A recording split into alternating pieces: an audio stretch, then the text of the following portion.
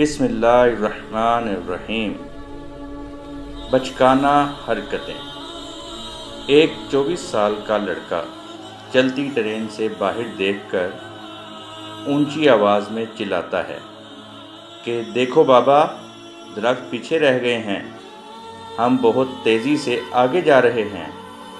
बाप उसकी तरफ देखता है और खुश होकर मुस्कुरा देता है।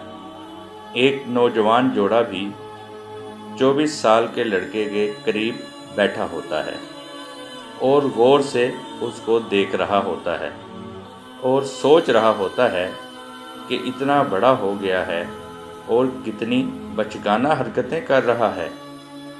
शायद ये कोई ज़हनी मरीज़ है जो बाप को परेशान कर रहा है। अचानक से फिर लड़का चिल्लाता है, देखो बाबा, बादल भी हमारे साथ साथ भाग रहे हैं। आखिरकार इस जोड़े से रहा न गया और लड़के के बाप को कहने लगे कि आप अपने बेटे को किसी अच्छे माहिर नफ्सियात के पास क्यों नहीं लेकर जाते। बूढ़ा आदमी मुस्कुराया और कहा कि हम अभी अभी डॉक्टर के पास से आ रहे हैं, लेकिन माहिर नफ्सियात के पास से नहीं। हम अस्पताल से वापस आ रहे हैं। मेरा बेटा पैदाइशी अंधा था। उसने आज पहली दफ़ा दुनिया को अपनी नज़र से देखा है। आज 24 साल बाद उसको अपनी नज़र से दुनिया को देखने का मौका मिला है। इसका ये रवैया आपके नज़दीक अहमकाना ज़रूर होगा, लेकिन मेरे लिए ये किसी मौजज़ा से कम नहीं है। वो जोड़ा लड़के के बाप के पास आकर बहुत से अनकहे अल्फाज और आँखों में शर्मिंदगी के आंसू लिए हुए बैठ जाता है और उनकी खुशी में शामिल होता है। हासिल कलाम।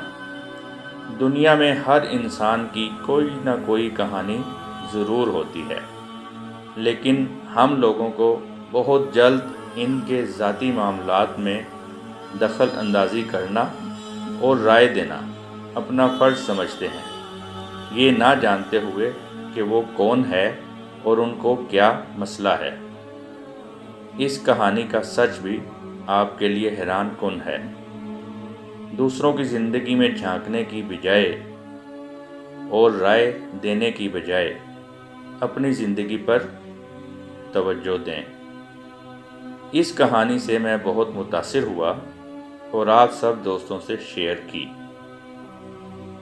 ताकि आप सब भी इसको सुन के मुस्बत तब्दीली अपने अंदर पैदा करें। दोस्तों, वीडियो अच्छी लगी हो तो लाइक करें और चैनल सब्सक्राइब करें। शुक्रिया, जज़ाकल्लाह।